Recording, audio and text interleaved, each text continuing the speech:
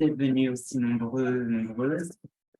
Donc, je m'appelle Brian Souvadé, je suis doctorant ici à l'Université Paris-Cité, au département des études asiatiques, et plus particulièrement en coréen, sous la direction de Yannick Brunton, qui est spécialiste de la Corée médiévale et du bouddhisme. Et moi, ma spécialité, c'est donc l'art bouddhique coréen. J'ai eu une formation à l'INALCO en vietnamien et en coréen, et après en histoire de l'art à la Sorbonne. Et donc voilà, maintenant mon sujet de thèse, vous allez voir une bonne partie de mes recherches ici, traite de la période, de la fin de ce qu'on appelle la période médiévale à la première moitié de la période prémoderne en Corée. Donc vous inquiétez pas, c'est une grande introduction, il n'y a pas besoin d'avoir été en Corée pour comprendre. On va revenir sur les bases du bouddhisme, tout ça, ça va être très progressif. Il est possible qu'il y ait quelques petites informations, normalement j'ai tout traduit, quelques petites informations qui soient en anglais, puisque c'est un cours que j'ai donné aux États-Unis, au Texas. Je n'ai jamais enseigné en France, et donc voilà, donc il y a peut-être, mais tout sera traduit, tout est en français normalement, donc il n'y a pas de souci. Et donc voilà, on part pour 50 minutes, 1 heure, et puis après, je serai ravie de prendre toutes vos questions pour échanger sur l'art bouddhique coréen et sur le bouddhisme en Corée de façon générale. Même si le bouddhisme contemporain, bon, je connais, je pratique, voilà. Je suis d'autant plus contente de donner cette conférence, en fait, et je remercie les organisatrices pour m'avoir invité pour cette super organisation, de faire cette conférence cette semaine, puisque pour les bouddhistes du Mahayana, c'est-à-dire Japon, Corée, Chine, Taïwan et Vietnam, nous sommes en semaine sainte, puisque ce week-end, nous fêtons l'anniversaire du Bouddha en Corée, un Puchonimo Shinmal, qui est redevenu jour férié en Corée. Et c'est le grand moment où la rue principale de Séoul, la rue de la Cloche, Jongno, est fermée et vous avez des milliers de lanternes. Et donc, on fête la venue du Bouddha dans notre monde, dans notre univers, en attendant le prochain qui arrivera. Enfin bon, on sera tous plus là. Puisqu'en dans le bouddhisme, on calcule en kalpa, c'est des dizaines de milliers d'années, donc on attend de le voir venir. Alors, on va faire en sorte que ça fonctionne. Super. Donc, le bouddhisme, comme vous le savez, prend ses racines en Inde, autour du 5e siècle avant Jésus-Christ. Dans cette région, le Bouddha serait né dans la ville de Lumpini et serait mort dans la ville de Kushinagar, donc au nord de l'Inde, à la frontière avec le Népal. Le Bouddha, qui naît dans une famille princière, il est prince. Son père, avant sa naissance, a été voir un oracle et l'oracle lui aurait dit votre fils sera soit un très grand souverain, soit il deviendra un ascète, un moine et il se retirera. Et le roi, étant dans une grande crainte que son fils devienne un ascète, a décidé de l'enfermer dans le palais. Et puis le Bouddha est sorti enfin il n'était pas encore Bouddha, c'était Siddhartha Gautama. Le prince sort du palais et il fait 4 rencontres. Il rencontre un malade, puis une personne âgée, puis un cortège funéraire et enfin un moine. Et là, il se rend compte de la souffrance dans le monde et il entreprend son voyage que vous voyez dans toutes ces villes saintes du nord de l'Inde. Il se retire, il va partir en ascèse, il va avoir une ascèse extrêmement dure. Et puis, le dieu de la mort, Maha, va essayer de le tenter avec ses filles, va essayer de le rapprocher le plus possible de la mort. Il va vaincre le dieu de la mort, il va se rendre compte de ses existences passées et de ses existences futures, et il va, qu'on appelle dans le bouddhisme, il va découvrir l'éveil, c'est-à-dire la fin de comment obtenir l'extinction des souffrances. Et l'extinction des souffrances, c'est-à-dire la fin des renaissances, puisqu'on est dans une religion qui est une religion qu'on appelle dharmique, par opposition aux religions qu'on appelle abrahamiques. Donc les religions abrahamiques, chrétienté, islam, judaïsme, sont un peu toutes sur le même modèle du monothéisme. Et nous, on est du côté du monde où c'est les religions dharmiques qu'on partage avec l'hindouisme, le bouddhisme, le jaïnisme, qui est l'ancêtre du bouddhisme et qui est toujours resté en Inde. Et j'en oublie un, qui est le sikhisme. Et donc voilà, donc nous on croit non pas on croit dans les renaissances. Voilà. Je parlerai de renaissance et pas de réincarnation. On lit ça souvent, réincarnation. C'est faux. Ça ne va pas du tout comme terme, parce que toutes les renaissances ne sont pas carnées, puisque vous pouvez renaître en fantôme. Et par définition, un fantôme, vous ne le touchez pas, il n'est pas carné. Donc je parle de renaissance. Et donc le Bouddha atteint l'éveil. Il va atteindre l'éveil dans la ville sainte de Bodh Gaya, sous cet arbre que vous voyez en photo.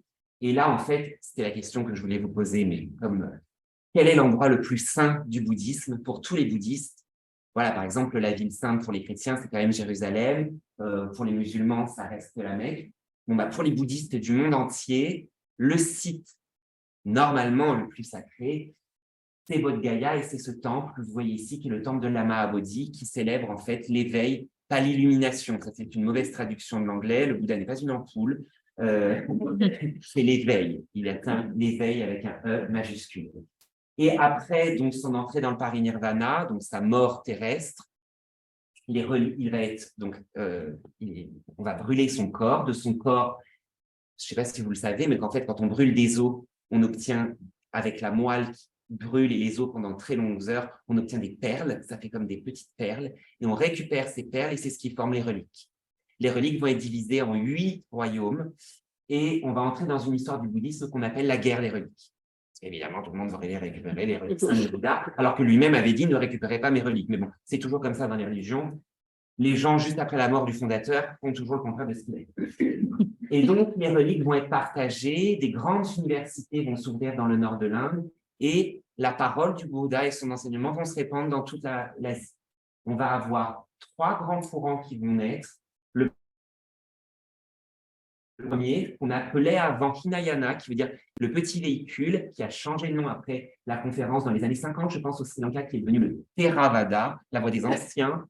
Il se considère comme voie des anciens parce que, soi-disant, plus orthodoxe, plus près des textes fondateurs, qui va prendre ancrage au Sri Lanka et qui va se répandre dans l'Asie du Sud-Est.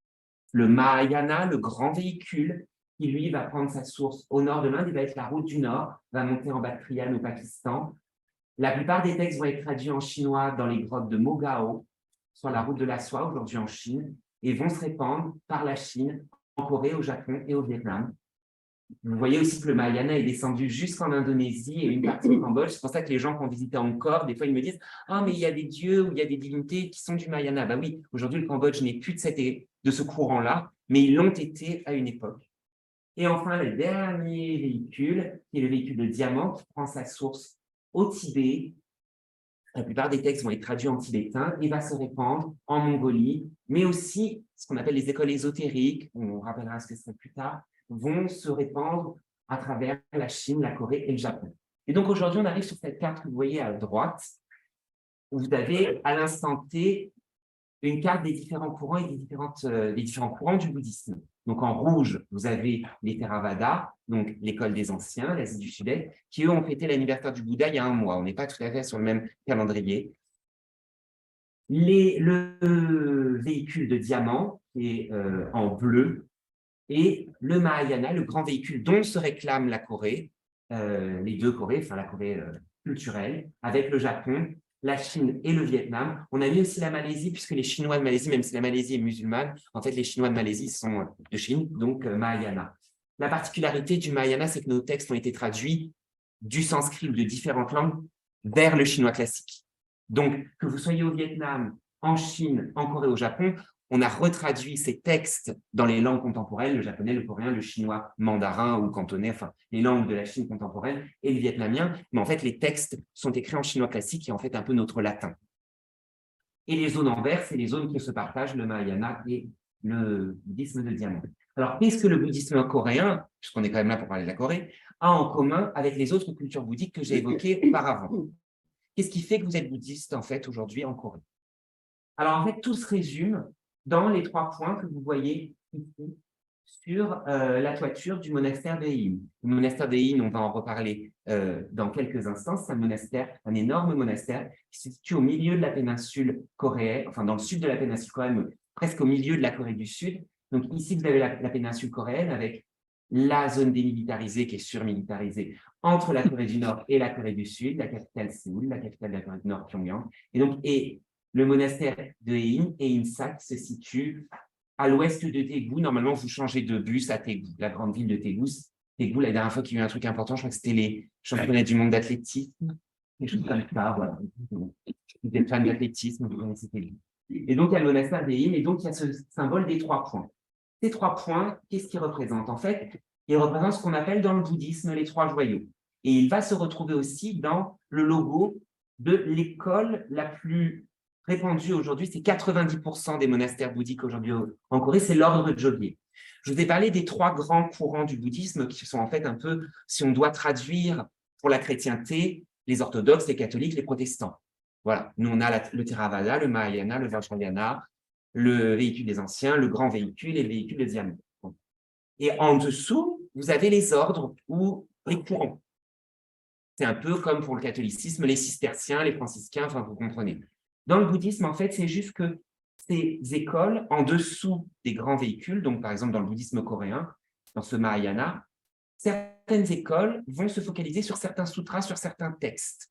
Ils vont considérer que c'est le plus important à étudier. Dans le bouddhisme, on n'a pas une seule Bible, un seul texte, on n'a pas un Coran. Non, on a des centaines de textes qui sont tous très différents, avec des particularités très différentes, des structures qui des fois se ressemblent, des fois ne se ressemblent pas du tout. Et donc, par exemple, l'ordre Jogye, qui est le plus important en Corée du Sud, lui se focalise sur un sutra. Je ne pense pas que j'en parle vraiment parce que c'est un sutra très court, mais très compliqué à comprendre, qui est le sutra du diamant. Et donc, leur logo, c'est ces 3 points. Alors, ils représentent les 3 joyaux. Qu'est-ce que c'est que les 3 joyaux?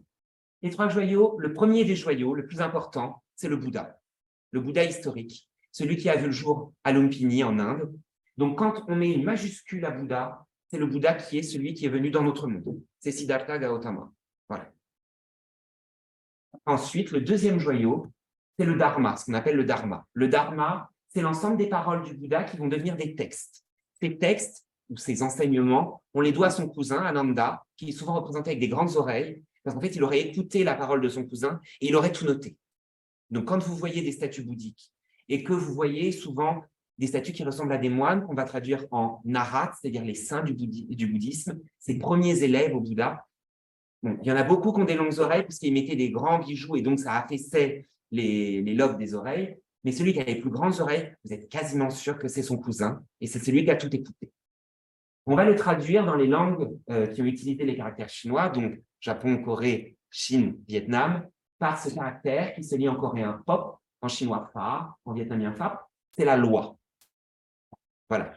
Donc, beaucoup de gens me disent, le bouddhisme, en fait, on fait un peu ce qu'on veut. Eh bien, du tout. Pas du tout, du tout, du tout, du tout. Ça, c'est un truc qu'on vous vend chez Truffaut avec les statues qu'on met dans le jardin. Non. Dans le bouddhisme, on ne fait pas du tout ce qu'on veut. Non. Et enfin, le troisième joyau, c'est la sangha, c'est-à-dire la communauté, qu'on traduit par seung en coréen. À l'origine, ça veut dire la communauté des moines. C'est la première communauté des élèves du Bouddha. Et justement, dans l'échange du Bouddha qu'il a fait avec son cousin Ananda, Ananda lui a dit « Tu devrais quand même accepter ta mère. Et puis, tu devrais aussi accepter ma sœur. » Enfin, bon. Et les femmes ont été acceptées. Et puis, après, de façon très large, puisque le bouddhisme, soi-disant aussi, c'est une religion de paix. Bon, le bouddhisme a quand même commencé par un épisode qui s'appelle la guerre des reliques, raté. Et deuxièmement, le bouddhisme, soi-disant, est une religion qui ne ferait pas de prosélytisme. Bon, bah si, il y a quand même du prosélytisme. Et en Corée du Sud aujourd'hui, vu que le bouddhisme est sous pression des écoles protestantes, notamment, c'est un prosélytisme assez important parce que il y a une concurrence de marketing en fait entre les cultes. Et donc maintenant, c'est aussi la communauté des croyants. C'est la communauté. Et donc ces 3 éléments, c'est tout ce que les bouddhistes dans le monde ont en commun. Qu'ils ne parlent pas la même langue, qu'ils soient un Sri Lankais, un Tibétain, un Japonais, un Coréen. Il y a bien une seule chose où ils s'accordent, c'est sur ces 3 notions. Et après, tout le reste est différent. Après, on n'a plus rien en commun. Ou on a en commun les couleurs que je vous ai montrées, c'est-à-dire des textes qu'on va avoir en commun, par exemple, entre le Japon et le Vietnam, foncièrement, c'est les mêmes textes qu'on étudie. Mais par contre, au Tibet, ce ne sera plus le cas. Donc, c'est dans cet environnement que la Corée prend place, c'est-à-dire aux côtés de la Chine, du Japon et du Vietnam. Des sociétés qui partagent ce qu'on appelle les 3 enseignements, le confucianisme, le taoïsme, ou alors en Corée, ce sera une forme de chamanisme, pareil au Vietnam, pareil au Japon avec le shintoïsme, les cultes locaux, et le bouddhisme mahayana, dont les textes ont été écrits en chinois classique. Alors, en Corée, on a 3 monastères qui vont symboliser ces 3 joyaux. Je parle de monastères et pas de temples. Les gens qui font des études bouddhiques, on parle de monastères et pas de temples. Temple, c'est un peu générique. Et puis, en France, normalement, les temples, c'est le lieu de culte des protestants. Officiellement, c'est comme ça. Donc, moi, je parle de monastère parce que monastère, c'est plus précis. C'est là où vivent des moines et des religieuses. c'est un bâtiment, un ensemble de bâtiments où il y a une économie et où il y a des terres. Les monastères en Corée, et vous allez le voir, sont rarement dans les villes, quasiment jamais dans les villes, pour des raisons historiques que je vais vous expliquer, mais se trouvent dans les montagnes et ont souvent des terres très importantes. Donc, je préfère parler de monastères. Les monastères, il y en a 3 qui symbolisent ces 3 joyaux. Le premier, c'est Insa, dont je viens de vous parler. Il se trouve à l'est de la grande ville, à l'ouest de la grande ville de Daegu. Songwangsa, donc ça veut dire monastère. Donc, soit je dis monastère de Songwang, soit je dis Songwangsa, mais vous aurez compris, c'est la même chose. Songwangsa, qui se trouve au nord de Suncheon. Et Tondosa, qui se trouve au nord de Busan, à 40 minutes à peu près en bus. Ces 3 monastères représentent les 3 joyaux. Tondosa représente le Bouddha, parce qu'il a l'autel de diamant, Kumgangkeran en coréen, qui est un endroit où on a déposé, enchâssé des morceaux des os du Bouddha, des reliques. Donc, il représente le corps du Bouddha. Et Insa possède une énorme bibliothèque. Ce sont les 2 bâtiments qui sont derrière le bâtiment principal en haut, tout en haut de la photographie. Ce sont plus de 10 000 planches en bois, je crois 80 000 planches en bois, pour être précis, un peu plus de 80 000, 82 000 planches en bois gravées, sont l'ensemble des textes du bouddhisme, de ce fameux dharma, la loi. Ce sont les textes, les enseignements. Ils les ont gravés sur des planches à la période médiévale pour protéger le pays contre les envahisseurs qui à l'époque étaient les Khitans puis les Mongols et qui permettent d'imprimer l'ensemble de ces textes et de ces images. Et donc, ça représente la loi bouddhique, le dharma. Et enfin, Songwangsa représente la Samga. C'est un bâtiment derrière le bâtiment principal qui s'appelle le Kuksadang, le pavillon des maîtres du royaume, sont en fait dans lequel on a déposé des peintures, des portraits des patriarches. Les patriarches, ce sont les plus grands moines qui dirigeaient les rituels du royaume de Corée à la période médiévale, qui s'appelait Koryo, c'est là d'où vient le nom Corée, et qui étaient des sortes de premiers ministres. Et donc, c'était les moines les plus importants. Et donc, ces 3 monastères représentent les 3 joyaux du bouddhisme. Le Bouddha pour ses reliques, le Dharma pour ses textes, le Samga pour ses moines les plus importants. Donc, aujourd'hui, je vous propose que je reprenne la structure en 3 joyaux pour parler du bouddhisme coréen. Dans un premier temps, je vais vous parler des reliquaires. Pourquoi les reliquaires? Parce que c'est des objets que si vous avez l'occasion d'aller en Corée, et je vous le souhaite absolument, ce sont des objets qu'on voit facilement dans les collections des musées. Donc, c'est intéressant pour vous de pouvoir les décortiquer, les analyser et avoir un œil dessus. Après, je vais vous parler de la place des femmes de cour dans l'art bouddhique, parce qu'à partir d'une certaine époque, on ne peut pas dissocier femmes de cour et art bouddhique. Elles vont essayer de maintenir un art bouddhique de cour et de faire survivre le bouddhisme en Corée à une époque où il était très, très, très en danger, à partir du XVe siècle. Et enfin, je vais vous parler des grands thèmes de l'art bouddhique en Corée, avec des peintures que j'étudie et qui ne se situent pas en Corée, qui sont au Japon. Et on verra pourquoi elles se trouvent aujourd'hui au Japon et pas en Corée. Mais ce qui va vous permettre en fait d'avoir un aperçu que vous ayez, on va y arriver, la digestion est difficile, que vous vous trouviez en Corée ou au Japon ou au Vietnam ou en Chine, ce sont les grands thèmes de l'art bouddhique qui vous permettront en fait de savoir face à quel genre de peinture ou de statue vous êtes. Ça, le problème qu'on a aujourd'hui dans les musées en France, ça ne se passe pas comme ça aux États-Unis, c'est que la plupart des gens qui travaillent dans les musées asiatiques ne parlent pas les langues asiatiques. Et alors, lorsqu'ils parlent les langues asiatiques, en fait, ils ne connaissent pas le chinois classique. Est-ce que vous connaissez des spécialistes d'art chrétiens qui n'ont jamais lu la Bible? Non, mais pour le bouddhisme, on tolère. Moi, je tolère. Donc, on va revenir à l'origine des textes et on va décortiquer ces images pour que vous puissiez avoir des petits aperçus et vous dire ça, c'est peut-être la naissance du Bouddha, ça, c'est peut-être telle légende ou telle légende. Voilà une espèce de chronologie en plan, donc je vais montrer à plusieurs reprises de la Corée. L'histoire de la Corée commence par une division, par plusieurs tribus qui vont former différents royaumes qu'on va appeler les 3 royaumes. Et bien sûr, comme toute histoire coréenne, en fait, ils sont 4.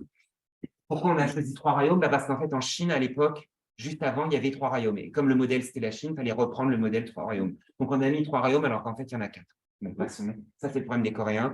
Copier la Chine, et puis, en fait, ça ne correspond à aucune réalité sur leur planète. On va parler de cet important royaume qui était le Shilla, qui était le plus petit et le plus faible, et puis qui, grâce à la Chine notamment, et grâce à des alliances avec la Chine, va mener une guerre contre les autres royaumes et va, tout compte fait, devenir le royaume le plus important de Corée. Sa capitale, c'est l'actuelle ville de Gyeongju, que vous pouvez visiter et où il y a beaucoup de sites qui sont inscrits à l'UNESCO. Et puis ensuite, après le royaume de Shilla, en fait, le problème du royaume de Shilla, c'est qu'il avait confié le pouvoir qu'aux membres de la famille royale et pas du tout aux anciennes élites locales. Résultat, les anciennes élites locales ont repris, et un peu frustrées de ne pas avoir le pouvoir. Donc, ils sont revenus sur le devant de la scène, ils ont mené des guerres, et puis c'est ce grand royaume de Koguryo qui a repris le dessus sur le royaume de Shilla, les anciennes familles de ce royaume, et qui ont fondé le royaume non pas de Koguryo, mais de Koryo, qui va durer de 918 à 1392 et dont la capitale est Kaesong, qui est aujourd'hui en Corée du Nord et qui est la ville frontalière entre la Corée du Nord et la Corée du Sud. Et enfin, le Choson, qui va durer de 1392 à 1897, à 1910, comme je le vois dans certains ouvrages, puisqu'en 1910, on est dans l'Empire, et dont la capitale est l'actuelle Séoul, qui à l'époque s'appelait Hanyang. Voilà, vous avez à peu près le déroulé des grandes étapes de l'histoire coréenne, mais vous inquiétez pas, on va y revenir au fur et à mesure. Donc, on va parler des reliques, mais d'abord, je fais un point sur ces peintures coréennes qui se trouvent au Japon. Aujourd'hui, vous avez ici, pour le Koryo, donc ce qu'on appelle la période médiévale, en tout dans le monde, 160 peintures. Pas beaucoup. En même temps, il y a eu beaucoup de guerres, jusqu'à il y a très récemment. Comme le Vietnam, c'est un pays qui a beaucoup souffert, le patrimoine a beaucoup souffert. Donc, on a 160 peintures pour cette période, et ici, on en a 122. Sur l'ensemble de toutes ces peintures, vous dites, il y en a 124 au Japon, et 98 qui est au Japon. Donc, c'est énorme. Et là, vous avez une carte qui a été faite par la professeure Park Eun-gyang, qui est à Pusan, Université Donga, où se trouvent ces peintures. Voilà. Alors, pourquoi ces peintures ont été au Japon? Il y a différentes raisons. Vous allez voir qu'à partir de 1400, en fait, le bouddhisme n'est plus religion d'État en Corée. Et il va être extrêmement persécuté par le confucianisme qui va le supplanter. Et donc, c'est à cette période où, par exemple, les monastères dans les villes vont être détruits. C'est pour ça que quand vous allez en Corée aujourd'hui, en Corée du Sud ou en Corée du Nord, il n'y a plus de monastères en ville. Il faut aller dans les montagnes. Pas du tout comme au Vietnam ou en Chine ou au Japon. Vous avez plein de monastères dans les villes. En fait, en Corée, il faut aller dans les montagnes. Donc, ça vous fait des bâtiments très imposants, des domaines très imposants, mais il faut aller dans les montagnes. Vous n'aurez rien sur le bouddhisme en ville ou des monastères plus petits et très récents. Ou sinon, il faut aller dans les musées pour voir les objets que je vais vous présenter. Deuxième, donc, au moment de ces politiques anti-bouddhiques au XVe siècle, en fait, beaucoup d'objets vont être vendus par la royauté et vont partir au Japon. Puisque les Japonais étaient très friands de ces objets, qui étaient des objets très précieux. Vous allez voir, il y a de l'argent, il y a de l'or. C'est réalisé par les meilleurs artisans et les meilleurs artistes du royaume. Deuxième temps, le XVIe siècle, qui est la fin de là où on va s'arrêter aujourd'hui, c'est les invasions japonaises. Au Japon, il y avait des guerres entre seigneurs. Et Toyotomi Hideyoshi, qui était un des seigneurs qui voulait unifier le Japon, a décidé un peu à la façon de Bismarck avec la Prusse. Il s'est dit, pour unifier le Japon, je vais envahir la Chine et la Corée. Comme ça va asseoir mon pouvoir au Japon. Il a demandé aux Coréens, il a dit, est-ce que je peux passer pour envahir la Chine? Les Coréens ont dit non, ils sont quand même fait envahir. Et ça a été catastrophique. La Corée a mis plus d'un siècle à se remettre des invasions japonaises. La plupart des monastères ont brûlé et la plupart des peintures bouddhiques de cette époque, en fait, sont parties au Japon et sont aujourd'hui dans des collections des monastères japonais.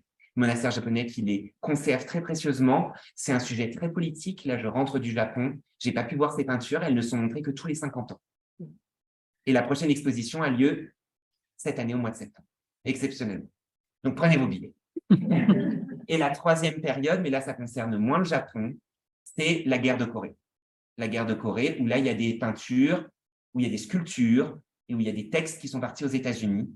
Et là, la politique américaine, c'est d'essayer le plus possible de rendre à la Corée sans dépouiller les stocks, parce que bon, s'il n'y a plus d'art coréen aux États-Unis, c'est aussi un manque à gagner d'un point de vue de la politique culturelle de la Corée. Vous allez au musée, s'il n'y a aucune œuvre coréenne, je veux dire, un pays qui sait très bien gérer ça, c'est l'Égypte. On a tous rêvé de l'Égypte au Louvre, et c'est pour ça qu'aujourd'hui, on va visiter l'Égypte et que ce pays nous fait rêver. Si vous n'avez plus rien dans les stocks pour la Corée, bon, vous pourrez vendre des dramas, mais c'est un peu moins sympa. Donc aujourd'hui, je vais vous parler des reliquaires qui, eux, par contre, sont dans les collections muséales en Corée. Alors, la plus ancienne des reliques, normalement, selon les textes qu'on a en Corée, c'est au monastère du Tongdo, donc que je vous ai parlé, et qui représente le corps du Bouddha. En fait, en 646, la reine Cheongdok, à l'époque, il pouvait y avoir des reines, elle était dans une situation précaire politiquement sur le trône, bon, déjà parce qu'elle était une femme, comme ça ne change rien, hein, comme partout pareil. Elle avait des problèmes avec ses frères, avec ses cousins, et puis avec d'autres clans, puisqu'à l'époque, on ne parlait pas de loi du sang, on parlait de la loi des os sacrés, des os sacrés. Et donc, pour asseoir son pouvoir, elle a dit, on va ramener des reliques du Bouddha de Chine, Avec ça, elle s'est très bien entendue avec quelqu'un, avec une femme qui, elle, avait tué son mari et tué ses enfants pour prendre sa place, qui est Wu Zetian en Chine. Et toutes les deux, elles se sont vachement bien entendues. Résultat, elle a envoyé le moine Chazang, qui a fondé ce monastère, qui a pris des os du Bouddha et qui les a ramenés en Corée. Et puis en 1235, le roi Kojong, qui lui aussi était dans une situation politique compliquée, a décidé de créer l'autel de diamants pour protéger ses reliques sacrées. Donc vous voyez ici comment dire, en fait, Kedam, ça veut dire aussi escalier. Vous comprenez pourquoi on l'appelle escalier? C'est qu'en fait, il y a des marches, ça fait comme une espèce de petite pyramide. L'autel du diamant, qui en fait se trouve ici. Et ce monastère, il est intéressant puisqu'en fait, il est en 3 parties. Et là-bas, vous voyez l'énorme musée où ils ont conservé à l'intérieur toutes les peintures. C'est vraiment un endroit très, très beau. C'est à 30 minutes en bus de Busan. Vraiment, c'est un endroit où il faut absolument aller. C'est au milieu de la forêt. C'est très, très beau. Mais celles qui m'intéressent aujourd'hui de reliques, enfin celles qui m'intéressent en fait, ont été découvertes dans l'ancienne capitale du Shilla, dans cette fameuse île de Gyeongju.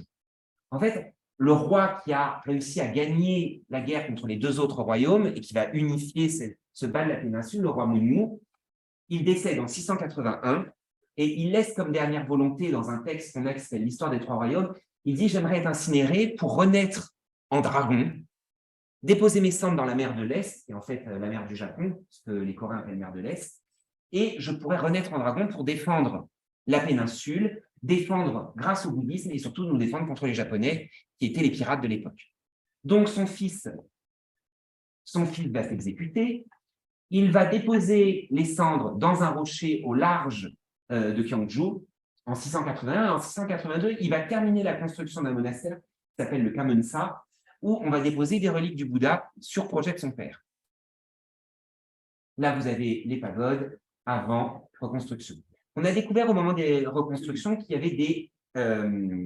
c'était un temple sur pilotis. J'ai dit temple, monastère sur pilotis.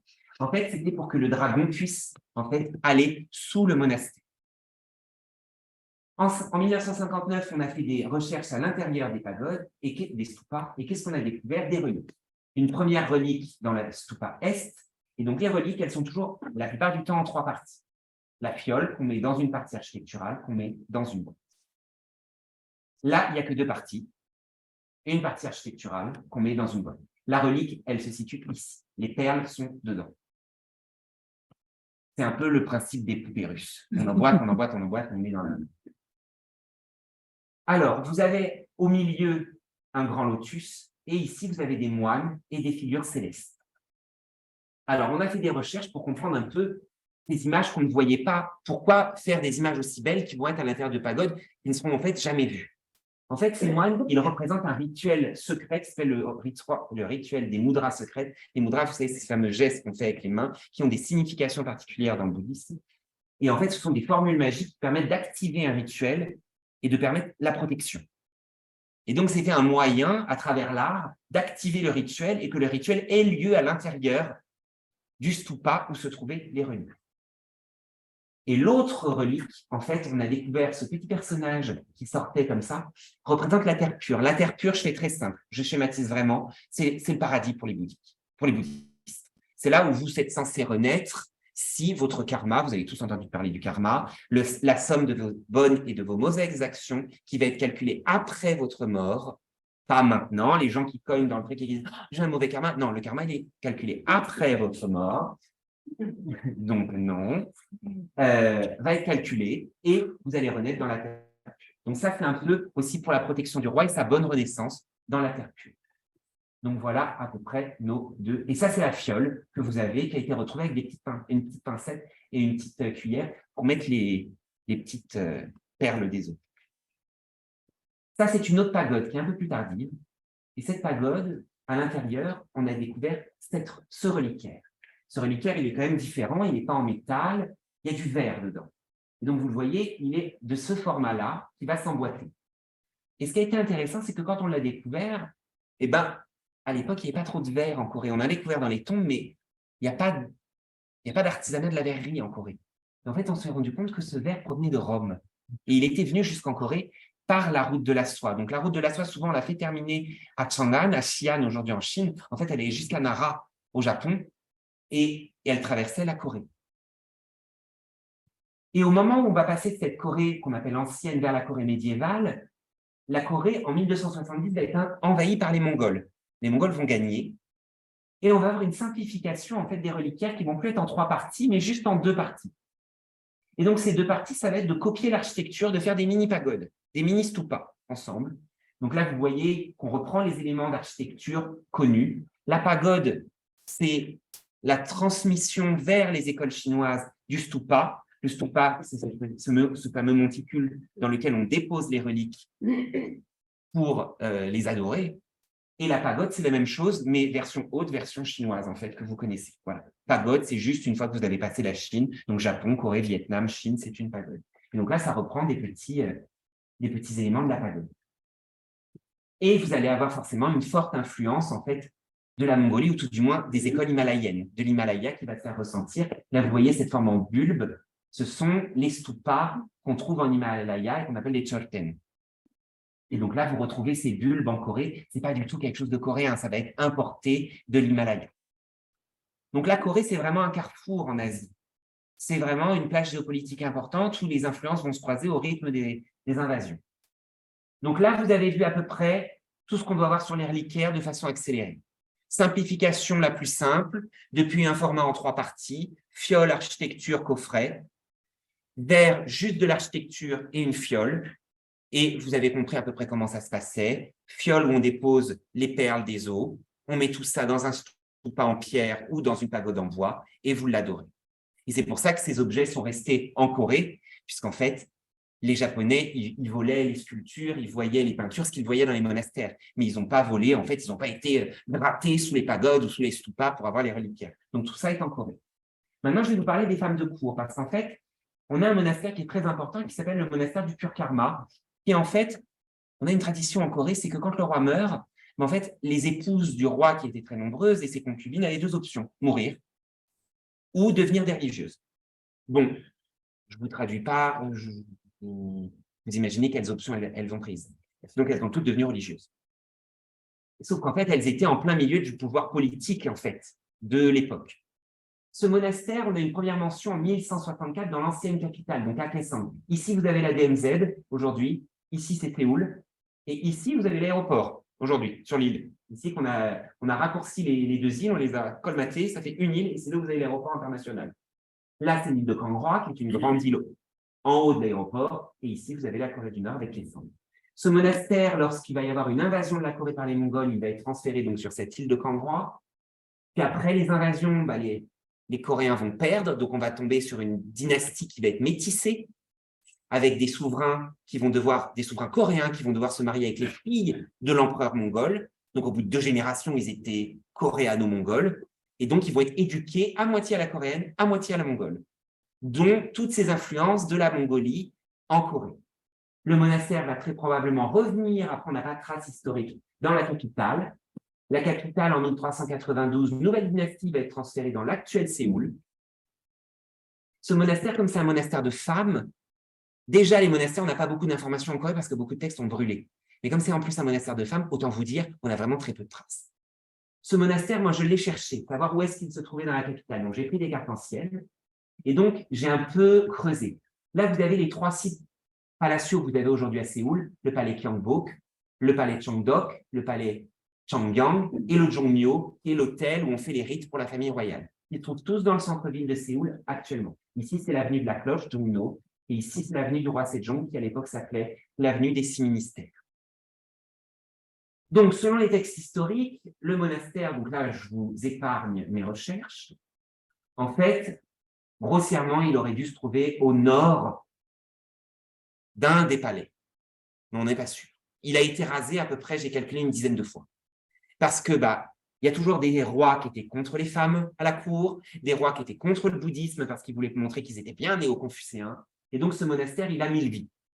Il va être détruit, il va être restauré. Certains princes qui voulaient absolument sauver leur mère ont dit moi, je passe, maman, une partie de mon palais à l'intérieur du palais royal, j'ai des dépendances, je passe une partie de mes dépendances et on va les transformer en monastère qui ne porte pas vraiment son nom, quoi. Et vous pourrez faire vos rituels tranquilles.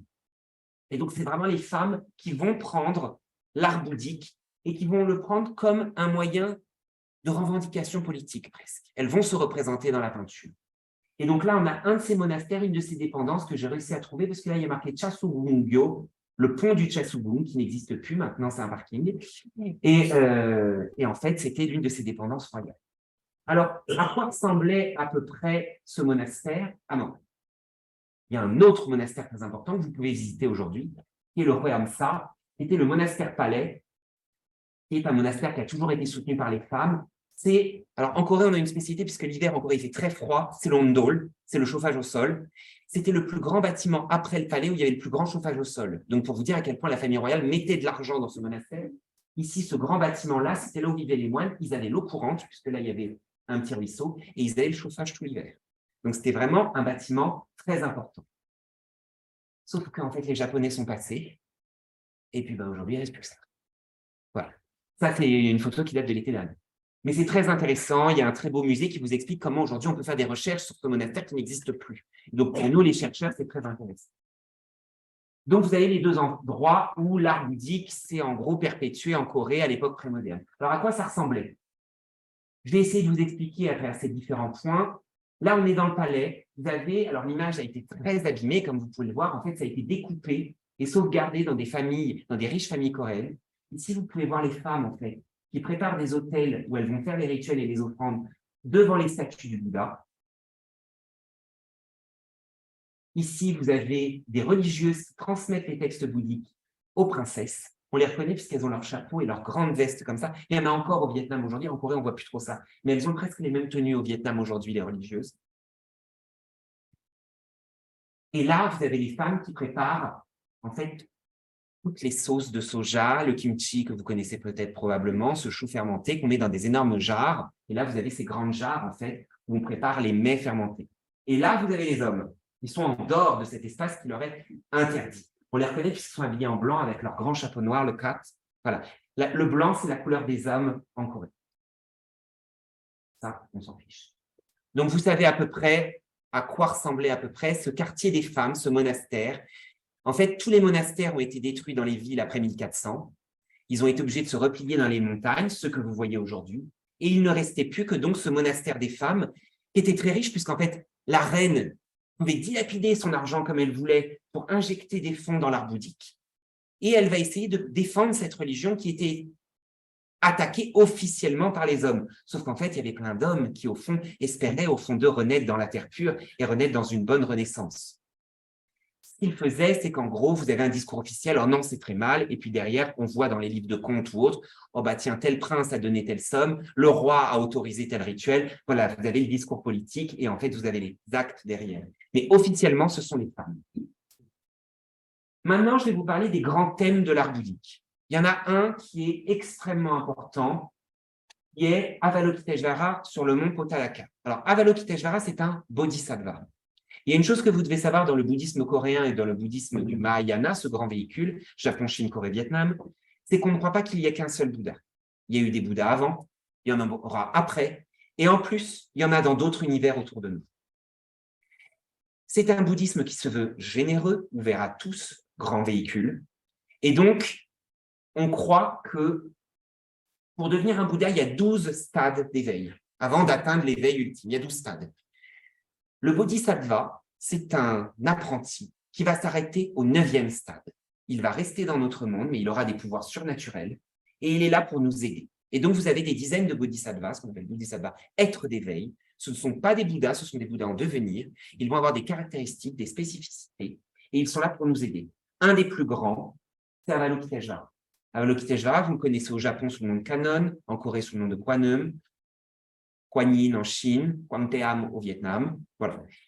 Il a changé de sexe en Chine à cause de légendes locales, au Vietnam aussi. En Corée, ce n'est pas le cas. C'est resté un homme. Mais normalement, les bodhisattvas, c'est comme les anges. Ils n'ont pas de genre.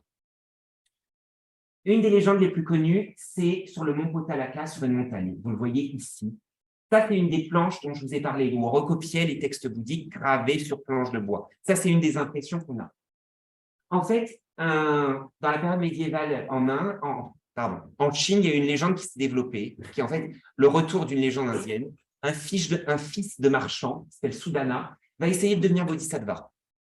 ce qu'il va faire, c'est qu'il va aller voir plein de bodhisattvas différents et de maîtres spirituels, des yogis et autres, pour essayer de recevoir leur enseignement, pour s'approcher de la bouddhéité.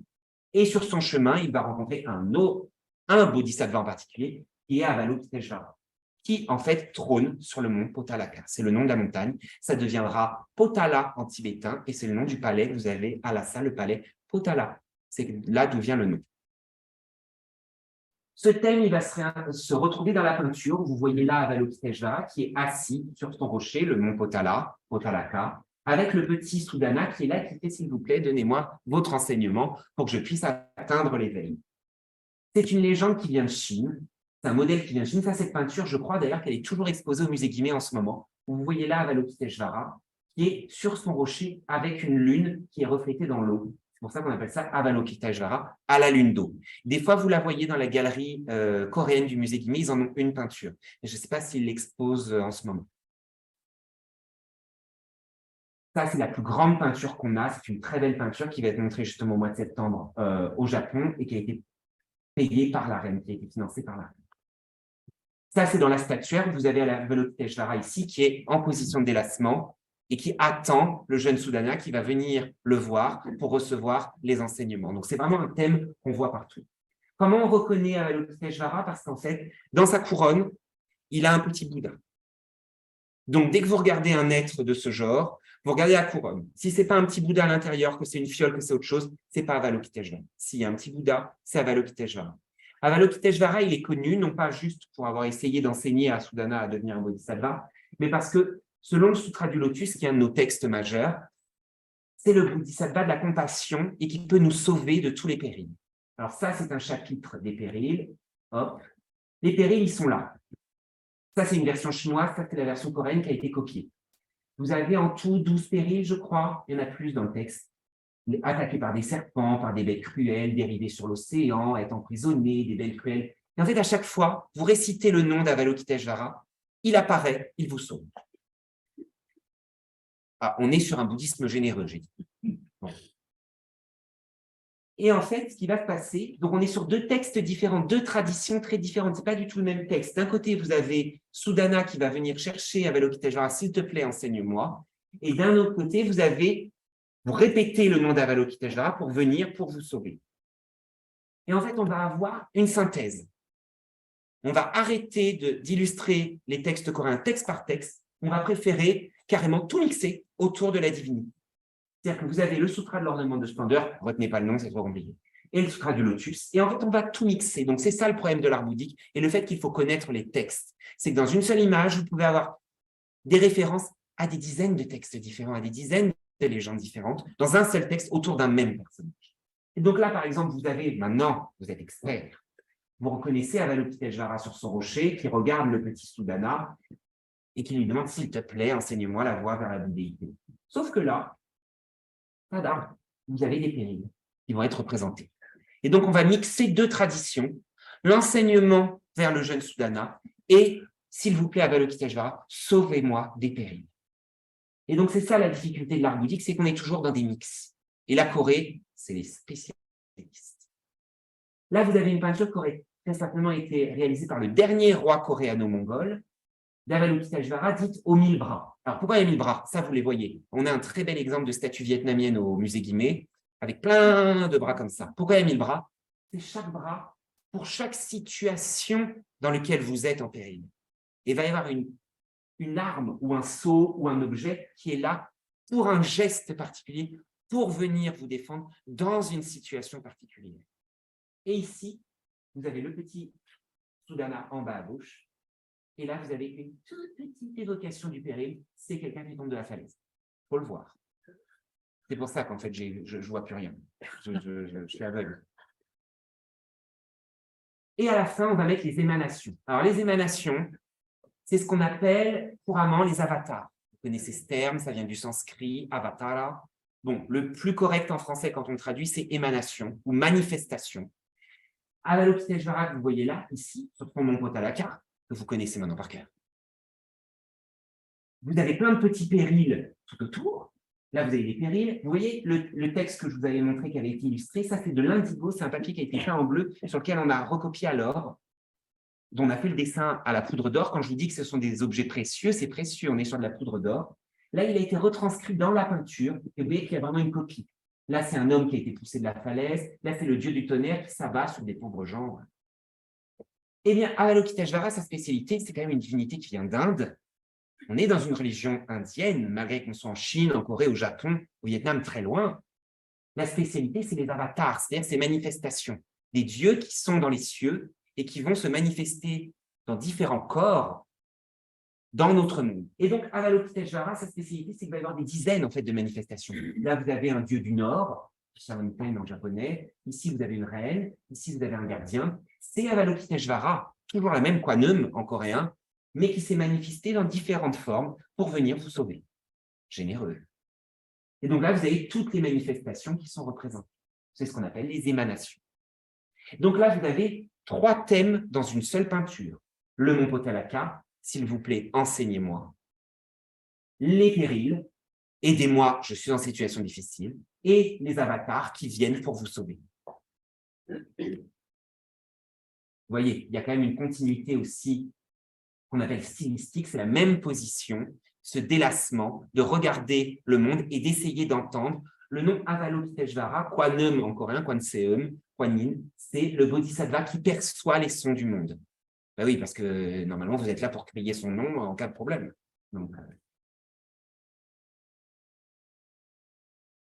et au milieu de cette tradition, ça s'en fiche. Hop, on va voir les commanditaires. Alors, en Corée, une différence qu'on a avec le Japon et la Chine, c'est que les commanditaires, les gens qui ont payé, hop, je saute parce qu'en fait, on va manquer de temps. Les gens qui ont financé la réalisation de cette peinture, c'est pas du tout comme la peinture, par exemple, chrétienne au Moyen-Âge, en Europe, par exemple, la peinture des Pays-Bas à Bruges, que vous pouvez voir, vous avez les donateurs de la peinture qui se représentent dans la peinture. En Corée, ça s'est fait très doucement. Ça s'est fait avec des légendes et autres. Et à un moment, on va avoir les commanditaires laïcs. Mais on est en 1427. Depuis le 6e, 7e siècle, on fait de l'art bouddhique en Corée. Donc, ça a pris un certain délai avant que ça arrive. Ça a été un véritable processus. Et devinez quels ont été les premiers donateurs qui se sont représentés dans la peinture. Ce sont les princesses. Et de par les princesses de Corée, après, ça va être toute la famille royale qui va se représenter dans la peinture coréenne. Avec pour objectif d'accumuler un excellent karma, puisque quand vous financez, c'est comme dans la chrétienté, vous financez une œuvre, vous avez une rétribution, alors karmique dans le bouddhisme, dans la chrétienté, vous obtenez des bonnes, comme un Je vous salue Marie, mais là maintenant. Hop. En Corée, de base, normalement, on a une partition genrée des peintures, c'est-à-dire que la peinture est plutôt coupée, avec à la fois des hommes, à la fois des femmes. Là, par exemple, sur ces 2 peintures qui représentent des thèmes très différents. Ici, c'est une terre pure à droite. C'est le paradis bouddhique. Il y a du monde. Hein. Vraiment, on sauve beaucoup de monde dans le bouddhisme. On est généreux. Vous avez d'un côté la plèbe, si je pourrais dire, ou plutôt les élites, ceux qui ont réussi, tout le monde, qui a pu renaître dans la terre pure, autant des femmes que des hommes. Et ici, vous avez les religieux et les religieuses. Ici, c'est le Bouddha du futur, celui qui devrait arriver. Et on a un rituel avec le Bouddha du futur, c'est de prendre la tonsure. Même les laïcs prennent la tonsure au moment de l'anniversaire du Bouddha, c'est-à-dire ce samedi. Et là, vous avez la princesse de Corée, ici, le prince de Corée. Sauf qu'en fait, à un moment, les religieuses vont vouloir se représenter. Et ça va être le cas à partir de cette période. Après 1400, les femmes vont faire de la résistance à travers les religieuses. Elles aussi veulent accéder à la terre pure et elles financent. Les reines financent, donc elles se font représenter. Et là, par exemple, vous avez des reines de Corée et des religieuses qui mènent le rituel. Vous voyez la différence avec des religieux hommes, c'est que là, vous avez quand même la tonsure avec quelques cheveux. Là, vous voyez des visages qui sont plus adoucis, avec des traits féminins. Enfin, bon, on ne va pas commencer à faire une analyse, mais bon, vous lirez mes articles. Mais en gros, voilà, c'est très compliqué parce qu'en plus, tout le monde n'est pas d'accord là-dessus. Hop là. Et donc, les femmes vont se représenter comme celles qui performent les rituels à la cour de Corée. Pas que pour elles, mais aussi pour le roi. Même si le roi a interdiction formelle de procéder au rituel bouddhique, elles sont quand même leur épouse. Et donc, elles sont là quand même pour assurer la renaissance dans la terre pure pour le souverain.